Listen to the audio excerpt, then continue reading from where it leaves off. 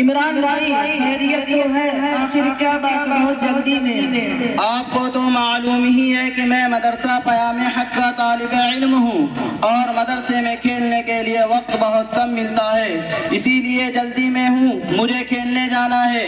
آپ کو کون سا کھیل پسند ہے؟ ارے بھائی وہی کھیل جس کا آج پوری دنیا میں رواج ہے اور ہر عام و خاص اس کا دل دادا ہے۔ اچھا یہ بات ہے، اس کھیل کا نام کیا ہے؟ آپ بھی تصوف کے پڑیے بنے ہوئے ہیں جو اتنا کہنے کے باوجود بھی نہیں سمجھتے۔ ارے صوفی جی وہی کھیل کرکٹ ہے، کرکٹ۔ اچھا اب میں سمجھا، وہی کھیل جس میں ایک آدمی اینٹ کا ٹکڑا پھینکتا ہے اور دوسرا اس کو لکڑی سے مارتا ہے اور پھر سارے کھلاڑی چیختے چلاتے اور شور مچاتے ہیں اور اچھلنا کودنا شروع کر دیتے ہیں۔ اردو کا ایک محاورہ مشہور ہے کہ بندر کیا جانے ادرک کا سواد۔ جب آپ کرکٹ کے لطف سے ناواقف ہیں تو اس کے بارے میں گفتگو کرنا بیکار ہے۔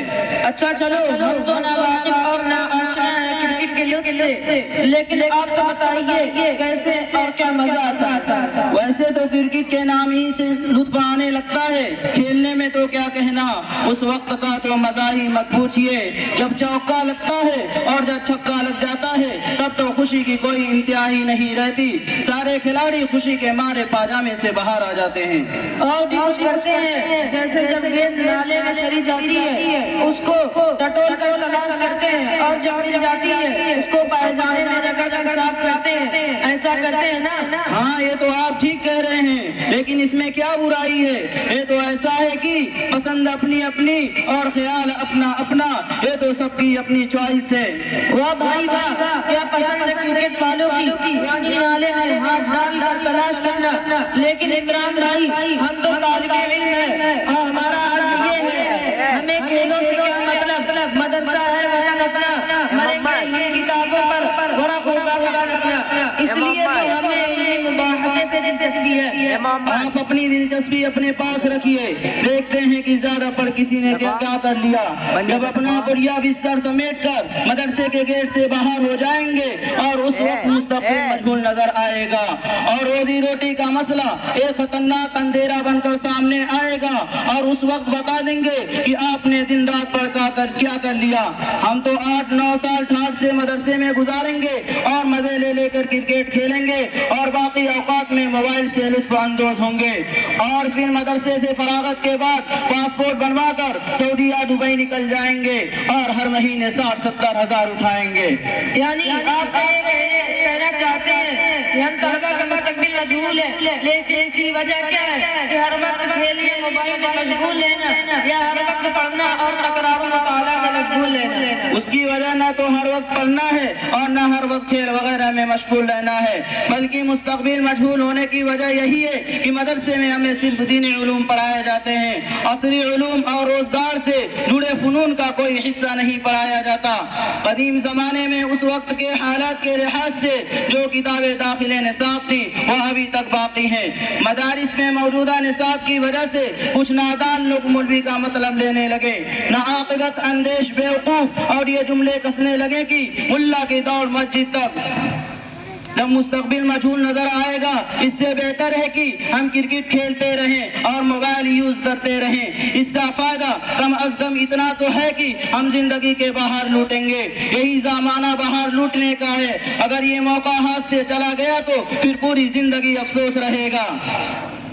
آپ نے بالکل سچی بات کہی، کیونکہ 8 سال لگانے کے بعد بھی اگر مستقبل مجہول ہی رہ جاتا ہے تو ایسی پڑھائی سے کیا فائدہ؟ چلو ہم بھی آج سے کرکٹ کھیلیں گے اور زندگی کے باہر لوٹیں گے۔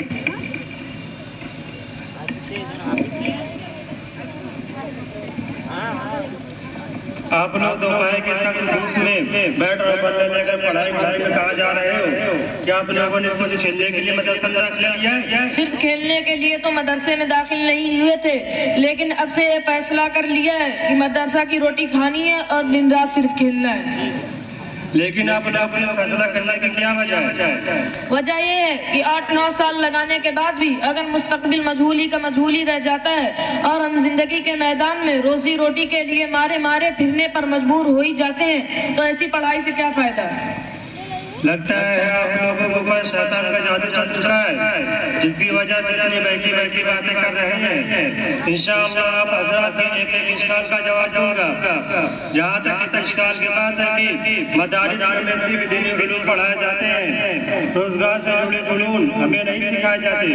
तो इस सिलसिले में याद रखना चाहिए कि हम मुसलमान हैं और एक मुसलमान का एतकाद यह होता है इन्नल्लाह हुवर्रज़्ज़ाक़ु ज़ुल मतीन वल्लाहु खैरुर राज़िकीन। लिहाजा रोजी रोटी को छानना गोया अपने ईमान की कमजोरी का ऐलान करना है। और आप हज़रात का यह कहना है कि निसाब में कदीम ज़माने में दाखिल करदा किताबें अपनी इफादत असर हद में पहुँच चुकी है, सिर्फ और सिर्फ बकवास है, क्योंकि यही वो निसाब तालीम है जिसको पढ़कर शेखुल हिंद पैदा हुए, शेखुल इस्लाम पैदा हुए, मौलाना तक़ी उस्मानी पैदा हुए, मौलाना अशरफ मदनी पैदा हुए और ऐसे ऐसे शख्सियत पैदा हुई कि दुनिया का कोई निसाब इन जैसी एक भी शख्सियत पैदा करने से आजिज़ व क़ासिर है। और ये इश्काल की जब हम रिज़्क़ के सिलसिले में दुनियावी तमाम असबाब को अदा कर लेंगे तो हम और हमारे बच्चे क्या खाएंगे, जबकि दुनिया दारुल असबाब है और असबाब के बगैर यहाँ कुछ नहीं मिलता। तो इसका जवाब भी सुन लीजिए कि दुनिया में आज तक रज़्ज़ाक़ का बड़ा से बड़ा नाफरमान हत्ता कि खुदाई का दावा करने वाला फिरौन भी भूखा नहीं मरा। तो क्या हम अल्लाह के काम में लगने वाले बंदों को अल्लाह ताला भूखा रखेंगे? हरगिज़ नहीं। अगर आप इसकी अमली मिसाल देखना चाहें तो गाँव के मकतब में कुरान पाक पढ़ाने वाले असातिज़ा के पास जाकर देखें, इनकी माना तनख्वाहें 5-6 हज़ार से ज्यादा नहीं होती, लेकिन अल्लाह पाक रोजाना उनको किस्म किस्म के खाने खिलाते हैं